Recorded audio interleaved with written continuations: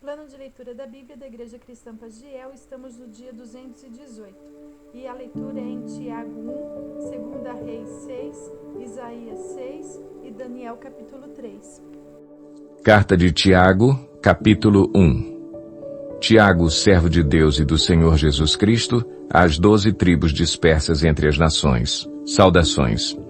Meus irmãos, considerem motivo de grande alegria o fato de passarem por diversas provações, pois vocês sabem que a prova da sua fé produz perseverança.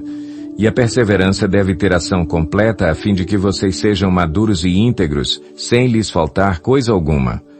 Se algum de vocês tem falta de sabedoria, peça a Deus, que a todos dá livremente, de boa vontade, e lhe será concedida. Peça-a, porém, com fé, sem duvidar, pois aquele que duvida é semelhante à onda do mar, levada e agitada pelo vento.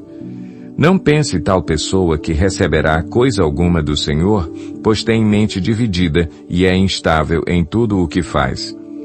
O irmão de condição humilde deve orgulhar-se quando estiver em elevada posição.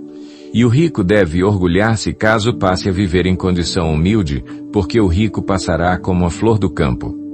Pois o sol se levanta, traz o calor e seca a planta. Cai então a sua flor e a sua beleza é destruída. Da mesma forma, o rico murchará em meio aos seus afazeres. Feliz é o homem que persevera na provação, porque depois de aprovado, receberá a coroa da vida que Deus prometeu aos que o amam. Quando alguém for tentado, jamais deverá dizer, estou sendo tentado por Deus, pois Deus não pode ser tentado pelo mal, e a ninguém tenta. Cada um, porém, é tentado pelo próprio mau desejo, sendo por este arrastado e seduzido. Então esse desejo, tendo concebido, dá à luz o pecado, e o pecado, após ter se consumado, gera a morte. Meus amados irmãos, não se deixem enganar.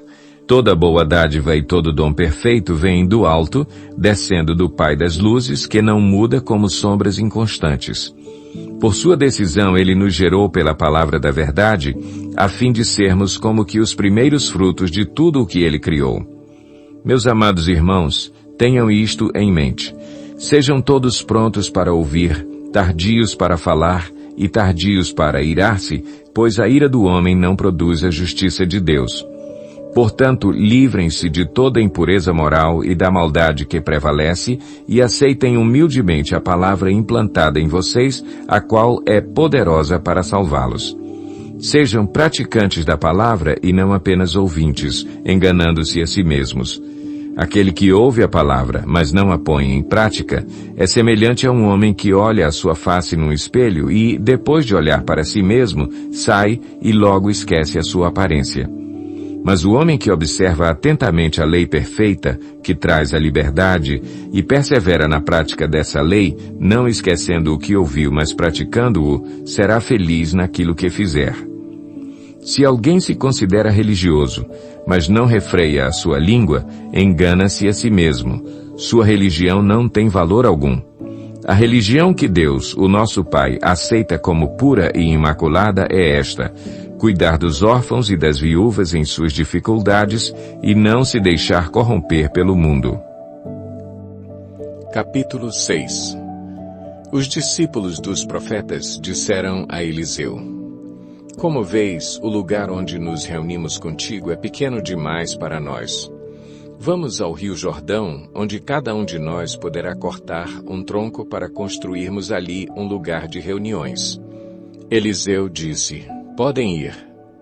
Então um deles perguntou: não gostarias de ir com os teus servos? Sim, ele respondeu, e foi com eles. Foram ao Jordão e começaram a derrubar árvores. Quando um deles estava cortando um tronco, o ferro do machado caiu na água, e ele gritou: ah, meu senhor, era emprestado. O homem de Deus perguntou: onde caiu? Quando o homem lhe mostrou o lugar, Eliseu cortou um galho e o jogou ali, fazendo o ferro flutuar, e disse: pegue-o. O homem esticou o braço e o pegou. Ora, o rei da Síria estava em guerra contra Israel. Depois de reunir-se com os seus conselheiros, disse: montarei o meu acampamento em tal lugar. Mas o homem de Deus mandava uma mensagem ao rei de Israel: evite passar por tal lugar, pois os arameus estão descendo para lá. Assim, o rei de Israel investigava o lugar indicado pelo homem de Deus. Repetidas vezes, Eliseu alertou o rei, que tomava as devidas precauções. Isso enfureceu o rei da Síria, que, convocando seus conselheiros, perguntou-lhes: vocês não me apontarão qual dos nossos está do lado do rei de Israel? Respondeu um dos conselheiros: nenhum de nós, majestade. É Eliseu, o profeta que está em Israel, que revela ao rei de Israel até as palavras que tu falas em teu quarto. Ordenou o rei: descubram onde ele está para que eu mande capturá-lo. Quando lhe informaram que o profeta estava em Dotã, ele enviou para lá uma grande tropa com cavalos e carros de guerra. Eles chegaram de noite e cercaram a cidade. O servo do homem de Deus levantou-se bem cedo pela manhã e, quando saía, viu que uma tropa com cavalos e carros de guerra havia cercado a cidade. Então ele exclamou: ah, meu senhor, o que faremos? O profeta respondeu: não tenha medo. Aqueles que estão conosco são mais numerosos do que eles. E Eliseu orou: Senhor, abre os olhos dele para que veja. Então o Senhor abriu os olhos do rapaz, que olhou e viu as colinas cheias de cavalos e carros de fogo ao redor de Eliseu. Quando os arameus desceram na direção de Eliseu, ele orou ao Senhor: fere estes homens de cegueira. Então ele os feriu de cegueira conforme Eliseu havia pedido. Eliseu lhes disse: este não é o caminho, nem esta é a cidade que procuram. Sigam-me, e eu os levarei ao homem que vocês estão procurando. E os guiou até a cidade de Samaria.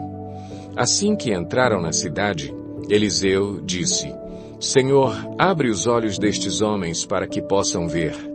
Então o Senhor abriu-lhes os olhos, e eles viram que estavam dentro de Samaria.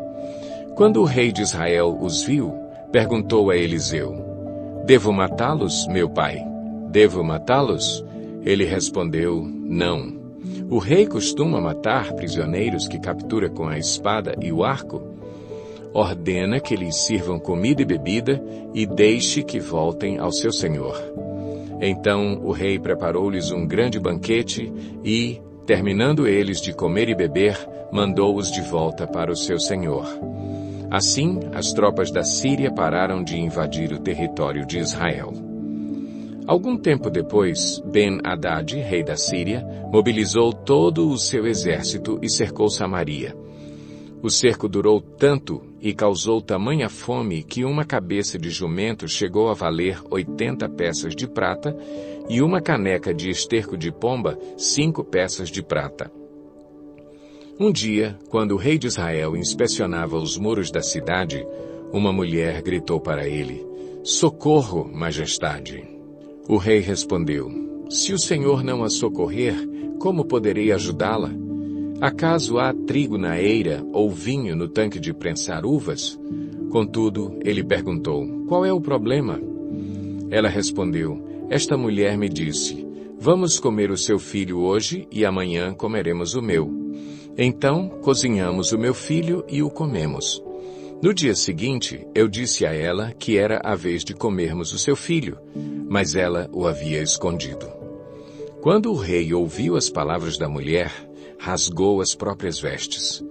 Como estava sobre os muros, o povo viu que ele estava usando pano de saco por baixo, junto ao corpo. E ele disse: Deus me castigue com todo o rigor se a cabeça de Eliseu, filho de Safate, continuar hoje sobre seus ombros. Ora, Eliseu estava sentado em sua casa, reunido com as autoridades de Israel. O rei havia mandado um mensageiro à sua frente, mas antes que ele chegasse, Eliseu disse às autoridades: aquele assassino mandou alguém para cortar minha cabeça? Quando o mensageiro chegar, fechem a porta e mantenham-na trancada. Vocês não estão ouvindo os passos do seu senhor que vem atrás dele? Enquanto ainda lhes falava, o mensageiro chegou. Na mesma hora, o rei disse: esta desgraça vem do Senhor. Por que devo ainda ter esperança no Senhor?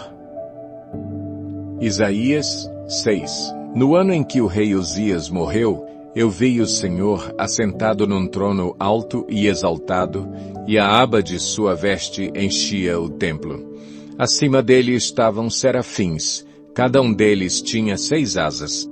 Com 2 cobriam o rosto, com 2 cobriam os pés, e com 2 voavam.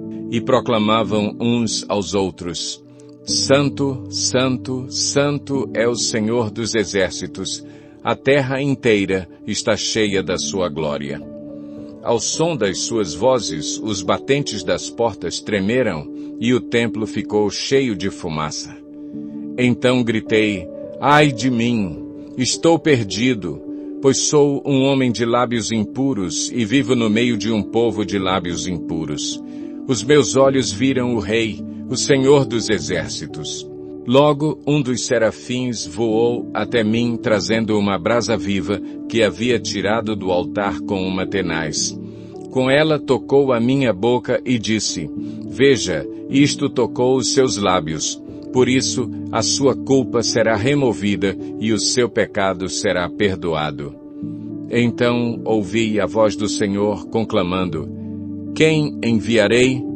Quem irá por nós? E eu respondi: Eis-me aqui, envia-me. Ele disse: Vá e diga a este povo. Estejam sempre ouvindo, mas nunca entendam. Estejam sempre vendo e jamais percebam. Torne insensível o coração deste povo, torne surdos os seus ouvidos e feche os seus olhos, que eles não vejam com os olhos, não ouçam com os ouvidos e não entendam com o coração, para que não se convertam e sejam curados. Então eu perguntei: Até quando, Senhor? E ele respondeu: Até que as cidades estejam em ruínas e sem habitantes, até que as casas fiquem abandonadas e os campos estejam totalmente devastados, até que o Senhor tenha enviado todos para longe e a terra esteja totalmente desolada. E ainda que 1/10 fique no país, esses também serão destruídos. Mas, assim como o terebinto e o carvalho deixam o tronco quando são derrubados, assim a santa semente será o seu tronco.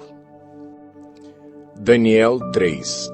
O rei Nabucodonosor fez uma imagem de ouro de 27 metros de altura e 2 metros e 70 centímetros de largura e a ergueu na planície de Dura, na província da Babilônia. Depois convocou os sátrapas, os prefeitos, os governadores, os conselheiros, os tesoureiros, os juízes, os magistrados e todas as autoridades provinciais para assistirem à dedicação da imagem que mandara erguer.